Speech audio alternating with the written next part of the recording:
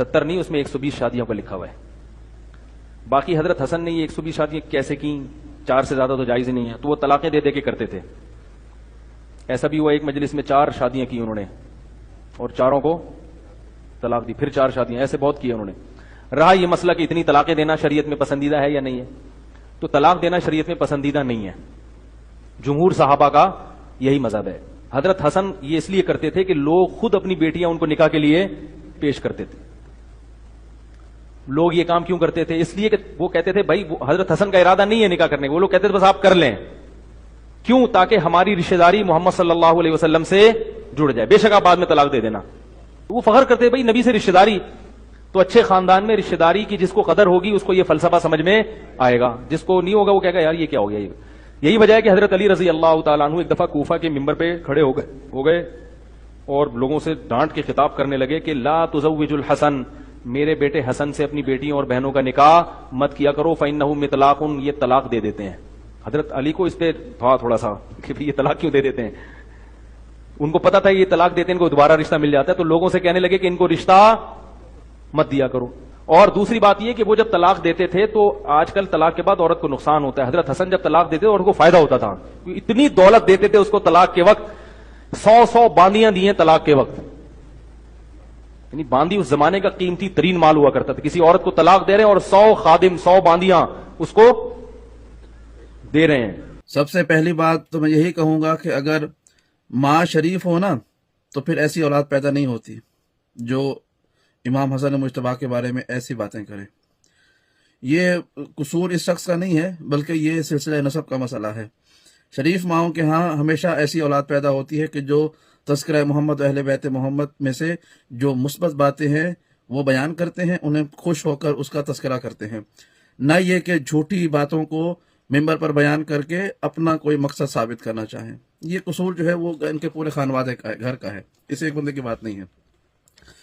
لیکن میں یہاں پر کچھ باتیں ہیں وہ ضرور بیان کروں گا. سب سے پہلی بات تو یہ ہے کہ جو یہ کہانی انہوں نے سنائی ہے، یہ فیری ٹیل جھوٹی کہانی ہے.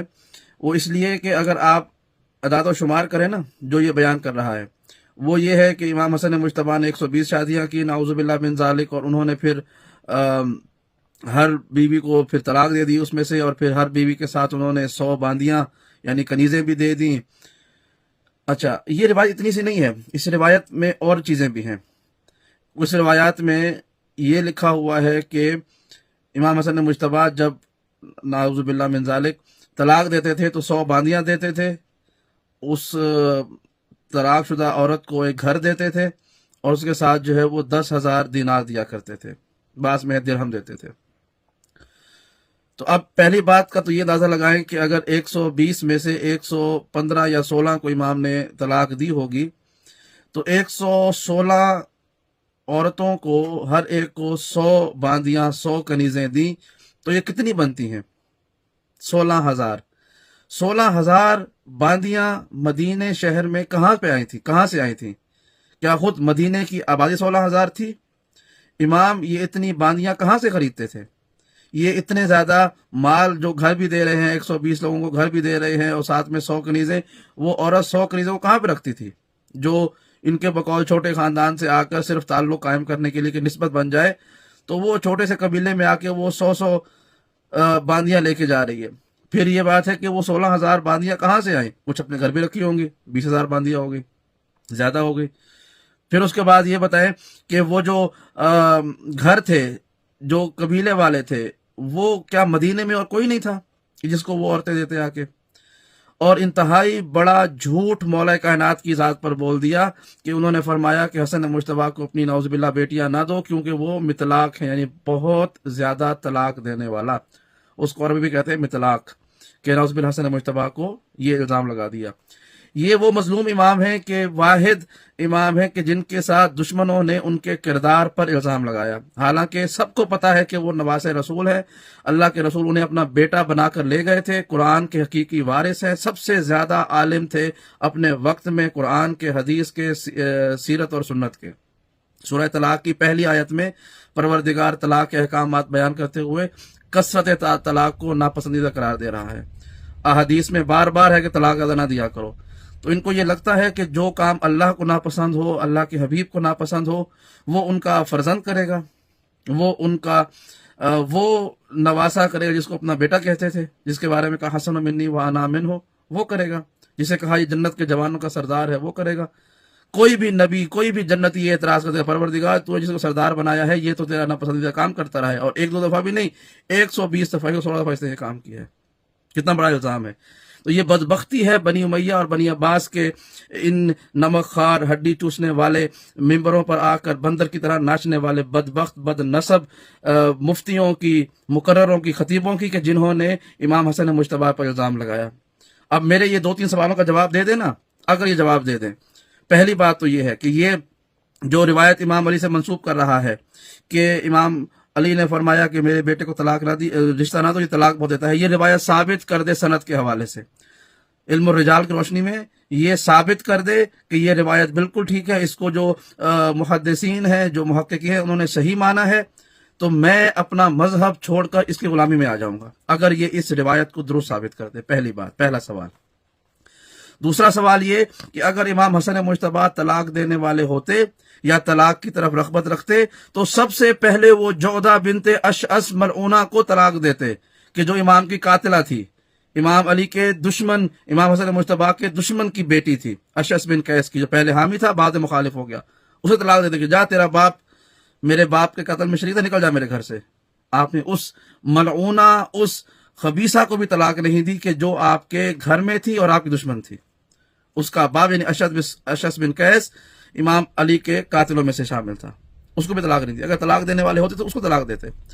تیسرا سوال یہ ہے کہ وہ 116 یا 120 شادیاں کی ہیں، وہ کن عورتوں سے کی ہیں؟ ان کے کوئی نام تو ہوں گے۔ اگر آپ کو یہ پتا ہے کہ وہ لوگ بیٹیوں کا رشتہ دیتے تھے اس لیے تاکہ ہمارا نسبت جڑ جائے ہماری امام حسن کے ساتھ، جب آپ کو اتنی اندر کی باتیں پتا ہے تو آپ کو ان رشتہ دینے والوں کے نام بھی پتا ہوں گے۔ آپ کو یہی پتا ہوگا کہ وہ عورت کا نام کیا تھا، اس کے باپ کا نام کیا تھا، خاندان کا نام کیا تھا، کب شادیاں ہوئی، کب طلاقیں ہوئی، شادیاں کہاں پر ہوئی، طلاق کہاں پر ہوئی، پھر وہ گھر کہاں پر دیے، یہ کہاں پر سب کچھ ہوا، ان کے نام بتائیں۔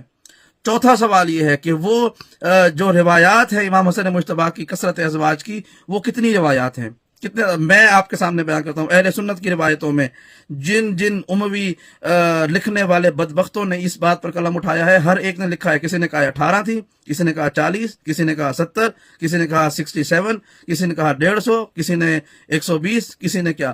تو جب تعداد ہی کنفرم نہیں ہے، روایتیں آپس میں ملتی نہیں ہیں، کیونکہ جھوٹ کے پاؤں نہیں ہوتے۔ ہم سے پوچھو، ہم بتائیں گے امام کتنی شادیاں کی ہیں، ہمارے ہر امام کا اور معصوم کا ہمیں پتا ہے، کوئی اختلاف نہیں ہے اس میں۔ آپ ہمارے امام پہ زبان درازی کر رہے ہیں اور آپ کی تعداد روایتوں میں بھی اختلاف ہے، 1-2 کا نہیں ہے، 20 اور 50 کا اختلاف ہے، اس کا مطلب یہ سب جھوٹ ہے۔ اگر 2-4 کا فرق ہو تو انسان سمجھتا ہے کہ ہاں ہو گیا ہوگا، لیکن یہ روایتوں کا بھی فرق ہے، جھوٹ ہے سارا۔ اور پھر میں بتاؤں کہ یہ جو 120 شادیاں اصل میں کس نے کی تھیں، یہ اس کو دل سنبھال کے سنیے گا۔ میں ثابت کرتا ہوں، چیلنج کرتا ہوں ہر اس ناسبی سے جو امام حسن مجتبی کے بارے میں یہ عقیدہ رکھتا ہے کہ وہ مطلاق تھے، بہت طلاقیں دیا کرتے تھے، وہ مجھ سے مناظرہ کر لے، خدا کی قسم براہ راست مناظرہ ہوگا، اور میں بیان کروں گا، اپنے ایک لفظ کا سوال کا جواب دوں گا، اور میں یہ ثابت کروں گا کہ یہ مطلاق اصل میں تھا کون۔ آپ سنتے جائیے، میں اگلے دوسرے حصے میں اس کی تفصیل بیان کروں گا۔ وہ کون تھا؟ اصل میں مدینے میں زمانہ جاہلیت سے پہلے اور اس کے بعد مطلاق جو شخص تھا اس کا نام تھا مغیرہ ابن شعبہ۔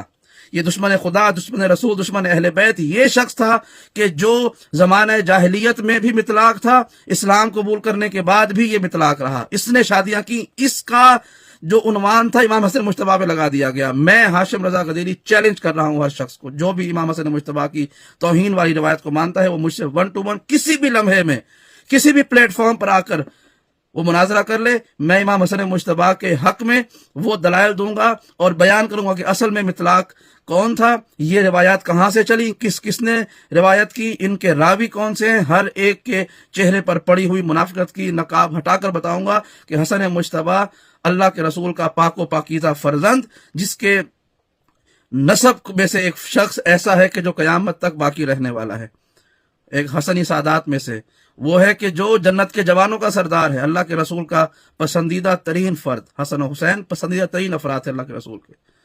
اور میں بتاؤں گا کہ اصل میں منافق مطلاق کون تھا کہ جس کے کردار کو ہم سے مجتبی پہ لگانے کی کوشش کی گئی۔